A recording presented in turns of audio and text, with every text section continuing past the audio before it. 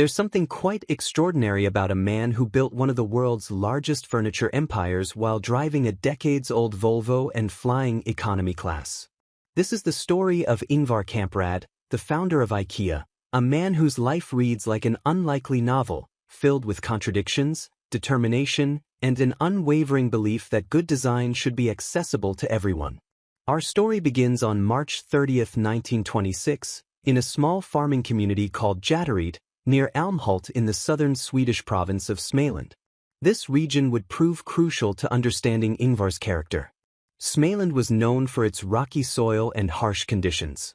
The people who lived there developed a reputation for being resourceful, frugal, and remarkably stubborn. They had to make do with very little, waste nothing, and find creative solutions to every problem. These weren't just cultural traits. They were survival skills.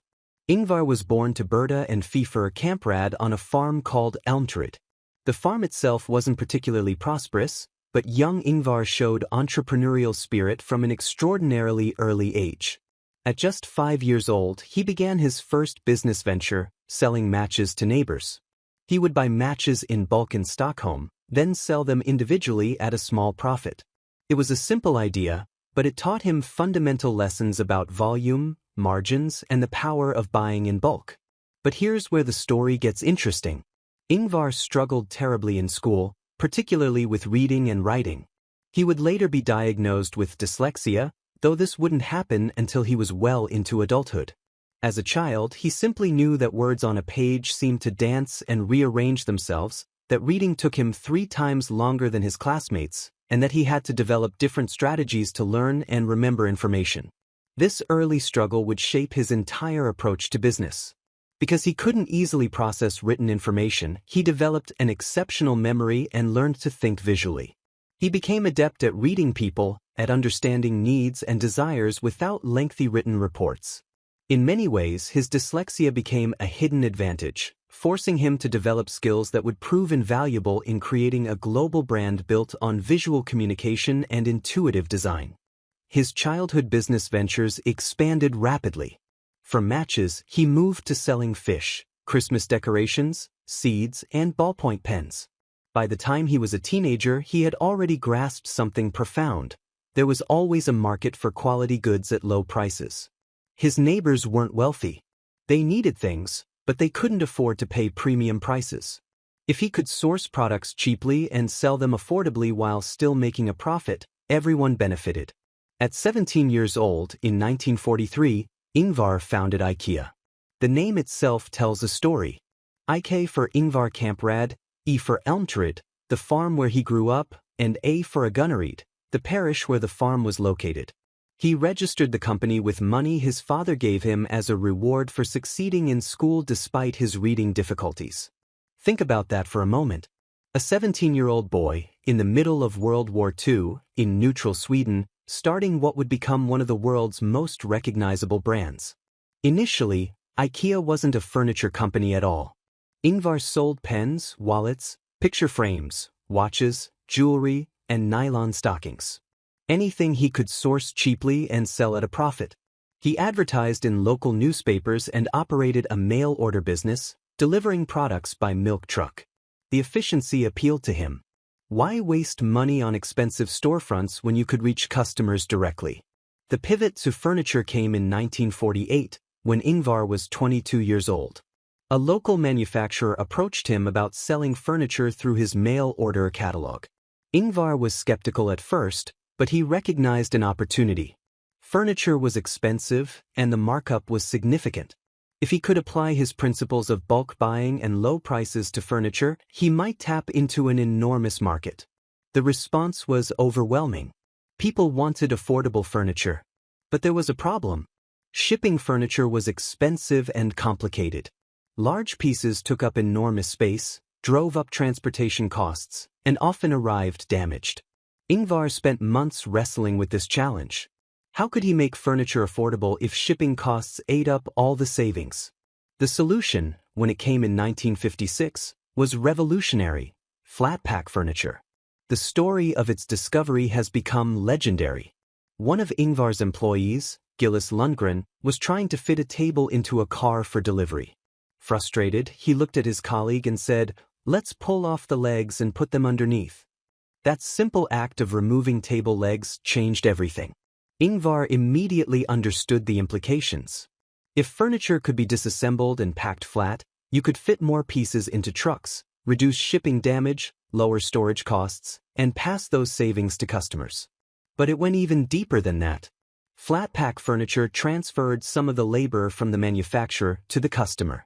People would assemble their own furniture, which reduced costs even further. And strangely, this actually made customers value the furniture more. There's a psychological phenomenon where people value things more when they've invested effort in creating them. IKEA was accidentally tapping into this principle decades before psychologists gave it a name: the IKEA effect. But innovation in business rarely goes unchallenged. The Swedish furniture establishment was watching Ingvar's growing success with increasing alarm. IKEA was selling furniture at prices traditional retailers couldn't match. Customers were abandoning established furniture stores in droves. The Swedish furniture cartel, working through the National Association of Furniture Dealers, decided to act. They organized a boycott. Suppliers were pressured not to sell to IKEA. Manufacturers were warned that if they produced furniture for Ingvar, they would lose contracts with traditional retailers. The cartel tried to strangle IKEA by cutting off its supply chain. For many young companies, this would have been fatal. But Ingvar Kamprad wasn't easily defeated.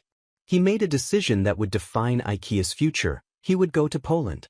This was the 1960s, remember? Poland was behind the Iron Curtain, a communist country with difficult diplomatic relations with the West. But Poland had skilled craftsmen, cheap labor, and factories that needed business. Ingvar traveled to Poland and negotiated directly with manufacturers. He established relationships that would last decades, securing supply lines that his competitors couldn't touch or wouldn't dare to pursue.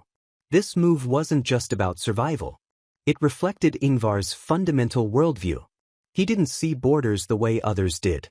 He saw opportunities, resources, and people willing to work. While his competitors were bound by convention and political concerns, he was building a global supply chain decades before globalization became a buzzword. The boycott, intended to destroy IKEA, instead forced Ingvar to innovate and expand internationally.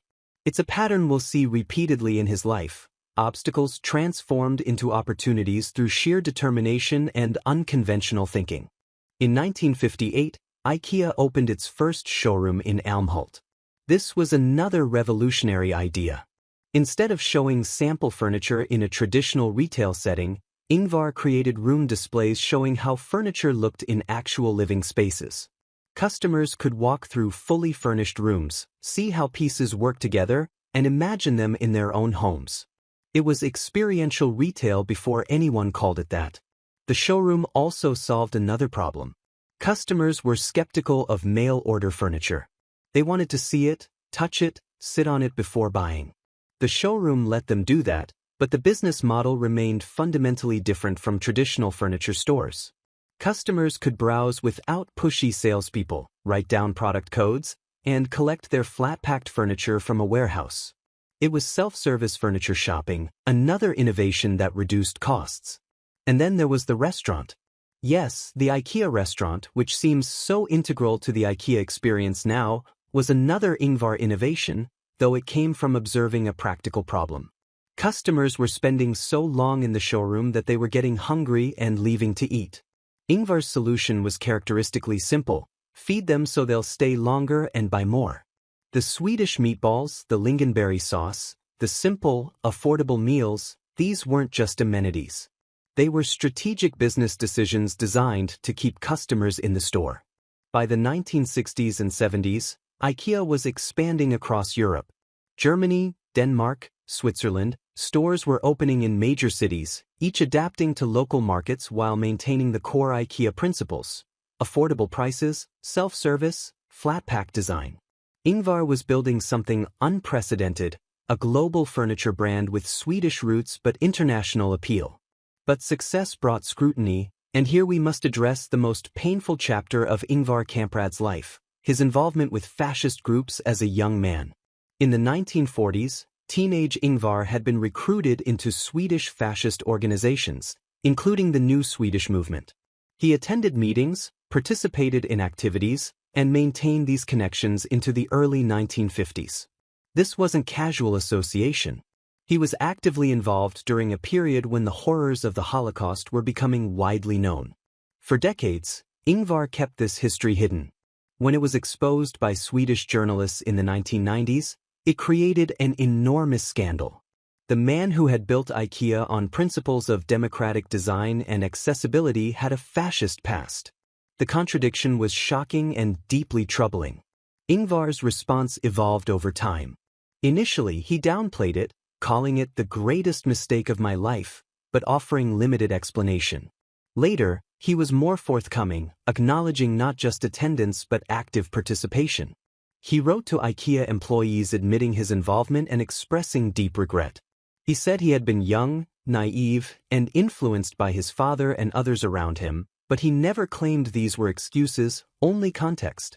This part of his story is important because it reminds us that extraordinary business success doesn't erase moral failures, and that people are complex, capable of both innovation and terrible judgment. Ingvar spent the latter part of his life supporting causes opposed to extremism and hatred, but he never could, and never should, fully escape that history. It remains a shadow over his legacy, a reminder that genius in one area doesn't confer wisdom in others. Moving forward through the 1970s and 80s, IKEA's expansion accelerated. The company entered Japan, Australia, Canada, and in 1985, achieved a major milestone by opening in the United States. The American market was challenging. Americans had different tastes, larger homes, and their own established furniture retailers. But Ingvar adapted. He studied American living rooms, measured American drinking glasses to ensure IKEA's cups would fit American cup holders, adjusted bed sizes to match American standards. This attention to local detail while maintaining global efficiency was quintessentially Ingvar. He was simultaneously global and local, standardized and customized. IKEA products looked Swedish with clean lines and minimalist design, but they functioned in homes from Tokyo to Toronto. Through all this expansion, Ingvar maintained habits that became legendary for their frugality. He drove old cars, flew economy class, stayed in budget hotels, and reportedly took salt and pepper packets from restaurants. These weren't affectations. They were genuine expressions of his Småland upbringing, where waste was sinful and thrift was virtue. Critics called it hypocrisy. Here was a billionaire, one of the world's wealthiest men, acting like a pauper. But Ingvar saw it differently. For him, unnecessary spending on himself was a betrayal of IKEA's mission. If he flew first class, how could he lecture employees about keeping costs low? If he drove a Mercedes, how could he push suppliers to reduce prices? His personal frugality was, in his mind, integral to his business philosophy. This extended to the company structure itself. In 1982, Ingvar created a complex corporate structure that transferred ownership of IKEA to a Dutch foundation, Stichting INGKA Foundation. This move, he claimed, was to ensure IKEA's independence and prevent it from being sold or taken over after his death. Critics saw it as tax avoidance, a way to shield billions from Swedish taxation. Both interpretations have merit. The structure did protect IKEA from corporate raiders and ensured continuity of its mission. It also resulted in substantially lower tax payments than if the company had remained a traditional Swedish corporation. Ingvar defended it as protecting IKEA's long-term interests. Others saw a man preaching frugality while sheltering a fortune. This tension between stated values and business practices runs through Ingvar's entire story. He genuinely believed in affordable furniture for everyone, and IKEA genuinely provided that. He also built a corporate empire with sophisticated tax structures and complex ownership arrangements. Both things are true, and the contradiction is part of who he was. In 1986, Ingvar stepped down as CEO of IKEA, though he remained deeply involved in the company's operations and strategic direction. He had a famous habit of visiting IKEA stores unannounced, walking through showrooms, checking price tags, talking to customers, and questioning employees about costs and efficiency. Even in his 80s, He was known to rearrange displays personally if he thought they could be improved. His management philosophy was codified in a document called A Furniture Dealer's Testament, written in 1976. It outlined 9 core principles that read like commandments. The product range is our identity, the IKEA spirit is built on enthusiasm and common sense, profit gives us resources, reaching good results with small means, simplicity is a virtue, doing it differently, concentration of energy, taking responsibility, and most good things are still to be done. These weren't just corporate platitudes. They were genuine expressions of how Ingvar thought about business. Most good things are still to be done captured his restless energy, his belief that no matter how successful IKEA became, there was always room for improvement, always new challenges to tackle. He was particularly passionate about waste. Stories abound of Ingvar turning off lights in empty rooms, writing on both sides of paper, and reusing materials others would discard. This wasn't about saving pennies. It was philosophical. Waste represented failure, inefficiency, a betrayal of the principle that you could always do more with less. This mindset extended to product design. IKEA designers were constantly challenged to reduce materials, simplify construction, and lower costs while maintaining quality and aesthetics. The famous lac table, which sells for a few dollars, is a masterpiece of efficient design, using hollow construction and minimal materials to create a functional, attractive table at an impossibly low price. Through the 1990s and 2000s, IKEA continued its global expansion, entering markets in Eastern Europe, Asia, and South America. The company grew to over 400 stores in dozens of countries, employing hundreds of thousands of people.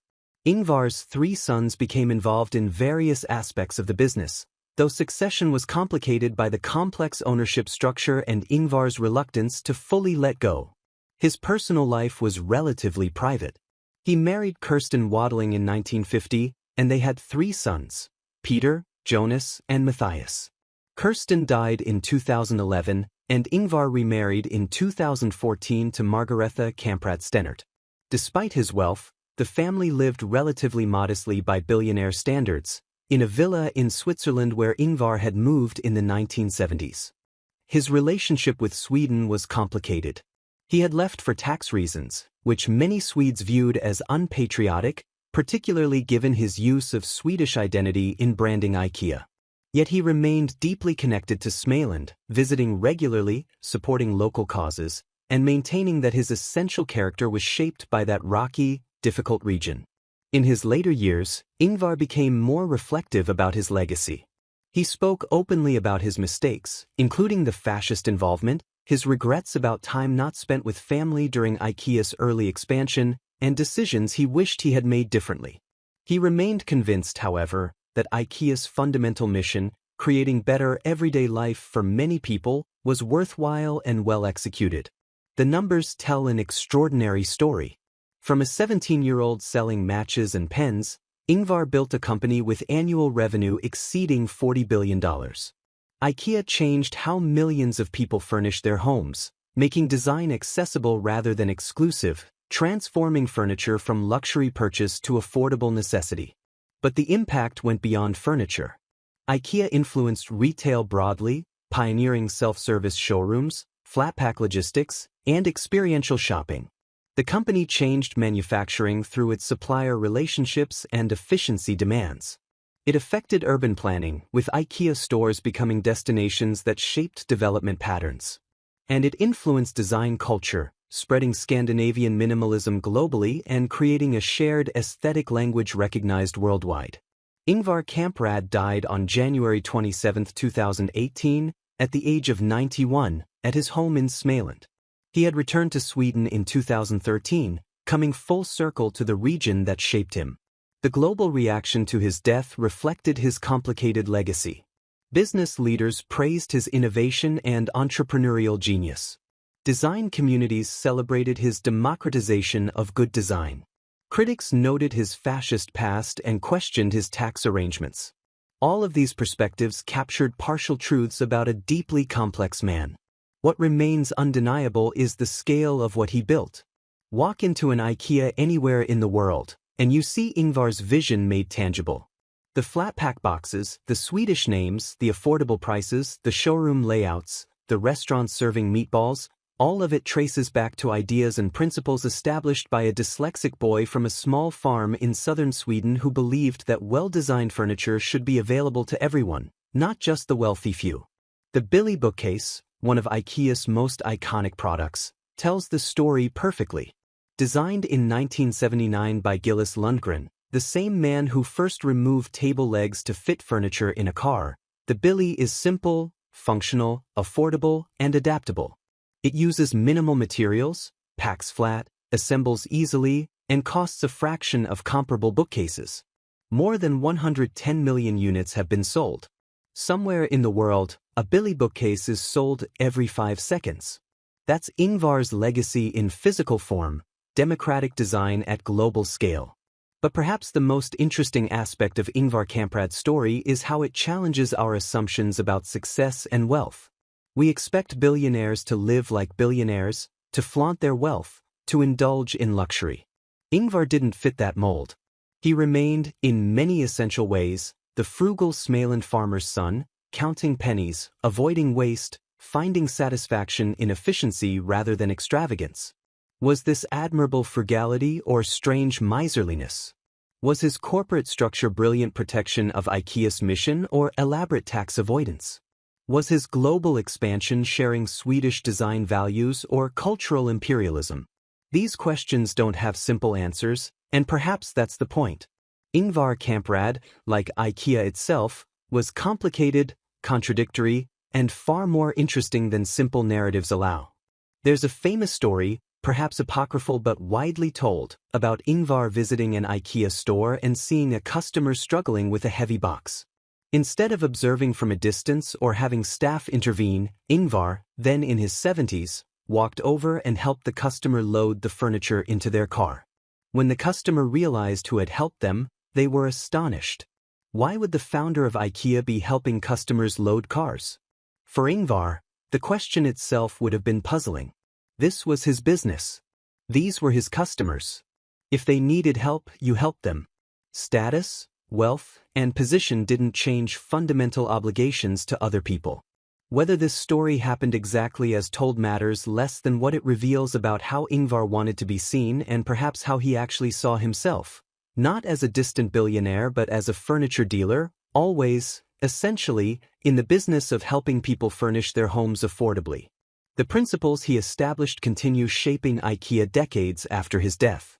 The company still obsesses over cost reduction, still designs furniture that packs flat, still operates self-service warehouses, still serves Swedish meatballs in its restaurants. New products still receive Swedish names, still prioritize function and simplicity, still aim for the lowest possible price point consistent with acceptable quality. But the world Ingvar helped create has also moved beyond his vision in interesting ways. Sustainability, barely a consideration in early IKEA philosophy, has become central to the company's messaging. Labor practices in supplier factories, once ignored in the pursuit of low costs, now receive scrutiny. The environmental impact of disposable furniture culture, which IKEA partly created, is now questioned even within the company. These tensions reflect broader questions about consumption, sustainability, and responsibility that Ingvar's generation didn't fully grapple with but that his legacy forces us to consider. Is affordable furniture a democratic good that improves people's lives, or does it encourage wasteful consumption and environmental damage? Can global corporations built on efficiency and low costs also be responsible environmental and social actors? How do we balance accessibility with sustainability? Ingvar would likely have argued that these aren't contradictions but challenges to solve through innovation and efficiency. Make sustainable products affordable. Design for longevity and recyclability. Find new efficiencies that benefit both customers and the planet. Whether IKEA can actually achieve this remains an open question, but the attempt reflects principles Ingvar established. Problems exist to be solved, and solutions usually involve doing more with less. His influence extended beyond IKEA to broader business culture. The flat-pack model has been adopted across industries.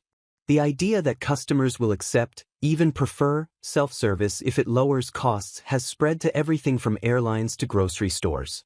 The principle that good design should be accessible rather than exclusive has influenced everything from consumer electronics to fashion. Many of the assumptions underlying modern retail trace back, at least partially, to innovations Ingvar pioneered or popularized. Yet for all his business success, Ingvar remained in many ways an outsider. His dyslexia meant he never fully trusted written reports, preferring visual information and direct observation. His Småland background set him apart from establishment business culture. His fascist past, once revealed, marked him as morally compromised. His tax arrangements and corporate structure alienated him from Swedish society despite his Swedish identity being central to IKEA's brand. This outsider status may have been essential to his success. Insiders follow conventions. They accept limitations. They play by established rules. Ingvar, partly by choice and partly by circumstance, operated outside conventional frameworks. This freedom allowed innovation but also enabled moral compromises. It's a reminder that disruption, celebrated in business contexts, often involves breaking not just commercial conventions but social and ethical ones as well. The question of what to make of Ingvar Kamprad ultimately depends on what we value and what we're willing to overlook. If we prioritize innovation, entrepreneurship, and making design accessible, he's a visionary who transformed global retail and improved millions of lives. If we prioritize moral consistency and social responsibility, he's a more troubling figure whose past and practices complicate his achievements. Most likely, he was both, and that complexity is what makes his story enduring. Saints don't usually build global furniture empires, and business geniuses often have significant moral blind spots. Ingvar Kamprad was brilliant and flawed, visionary and stubborn, generous in some ways and miserly in others, genuinely committed to democratic design while building corporate structures that shielded billions from taxation. He was, in short, deeply human, and his story is compelling precisely because it refuses simple interpretation. The boy selling matches became a billionaire. The dyslexic student became a business genius. The fascist youth became a global employer. The Småland farmer's son became a Swiss tax exile who never lost his accent or his thrift. These contradictions don't cancel each other out. They accumulate, creating a portrait of remarkable complexity. As we reach the end of this journey through Ingvar Kamprad's life, what stands out most powerfully is the audacity of his central belief that ordinary people deserved access to well-designed, functional furniture at prices they could afford. This seems obvious now, but it was revolutionary in post-war Europe where design and quality were associated with luxury and exclusivity. Ingvar insisted that you could make beautiful things cheaply if you were willing to rethink everything. How furniture was designed, manufactured, packaged, shipped, displayed, sold, and assembled. Every convention was questionable. Every process could be improved. Every cost could be reduced. This relentless focus on efficiency in service of affordability was his gift and his curse, driving extraordinary success while perhaps blinding him to other values and considerations. The IKEA catalog, which at its peak was printed in more copies than the Bible, represented this philosophy perfectly. It showed furniture in real homes, not sterile showrooms. It listed prices prominently, celebrating affordability rather than hiding it. It used simple language and clear visuals, accessible to everyone including those, like Ingvar, who struggled with text. The catalog was democracy made tangible, offering the same products to everyone at the same prices regardless of status or wealth. When Ingvar walked through IKEA stores in his final years, he saw his life's work made physical.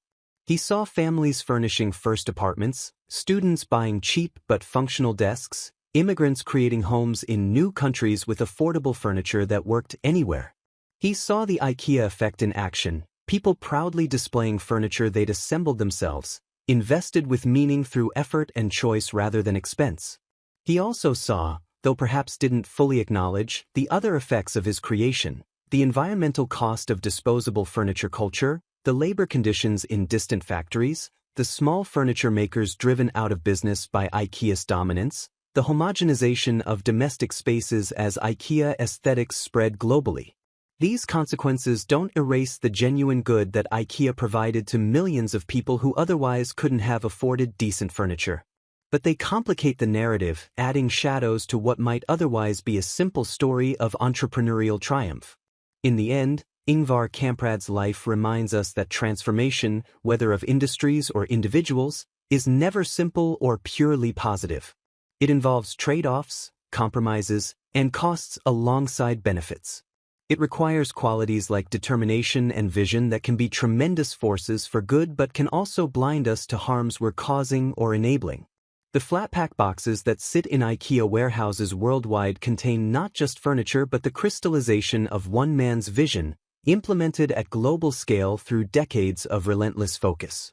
Inside those boxes are tables and chairs, yes, but also ideas about what's possible when you question conventions, refuse to accept that quality must be expensive, and believe that good design belongs to everyone.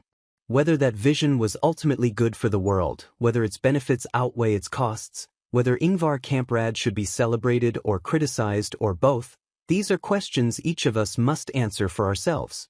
What's undeniable is the scale of what he accomplished and the lasting impact of his ideas on how we live, shop, and think about the objects that fill our homes. From a farm in Småland to furniture stores on 6 continents, from selling matches as a child to building one of the world's most valuable brands, from youthful fascism to elderly philanthropy, from dyslexia to visual design genius, Ingvar Kamprad's journey contains enough contradictions and complications to fill multiple lifetimes. And yet, at its core, his story is remarkably simple. A boy who struggled to read words learned to read people, markets, and opportunities. A young man from a region known for making do with little turned frugality into fortune. An entrepreneur who believed everyone deserved good furniture spent his life finding ways to make it affordable. The Billy bookcase, the Lack table, the Senji chair, these simple objects carry forward Ingvar's essential insight that design and function need not be expensive luxuries but can be democratic rights, available to anyone willing to carry a flat-pack box and turn an Allen key. Whether you've ever assembled IKEA furniture or not, whether you admire Ingvar Kamprad or critique him, whether you see IKEA as democratizing design or homogenizing culture, his influence on the modern world is undeniable. In homes across the globe, in retail practices worldwide, in assumptions about accessibility and affordability that shape markets and expectations, Ingvar Kamprad's legacy persists. The story of his life, with all its brilliance and all its flaws, all its innovations and all its compromises, all its vision and all its blindness, remains a fascinating study in what one determined person can accomplish and what costs a company even the most apparently beneficial transformations. And perhaps that's the most important lesson his story offers, that we can admire achievement without sanctifying the achiever, recognize impact without ignoring harm, celebrate innovation while questioning its consequences, and understand that the most interesting lives are rarely the simplest or most morally uncomplicated ones. Ingvar Kamprad was many things: entrepreneur, designer, innovator, employer, husband, father, visionary, and yes, a man with a troubling past and complicated present. He was human, brilliantly and problematically so, and the empire he built reflects both the heights and the limits of what human ambition and ingenuity can achieve. As night falls and lights dim in IKEA stores around the world, as families sit around tables they assembled themselves, as students study at desks they could afford, as the legacy Ingvar created continues shaping millions of lives, we're left with a story that resists simple conclusions but rewards careful consideration. The farm boy from Småland who built a furniture empire, who drove old cars while counting billions, who made mistakes he could never fully atone for while creating benefits he could never fully quantify, whose vision transformed how we furnish our lives while leaving questions about how we should live them. This was Ingvar Kamprad, and this is his remarkable, complicated, enduring story.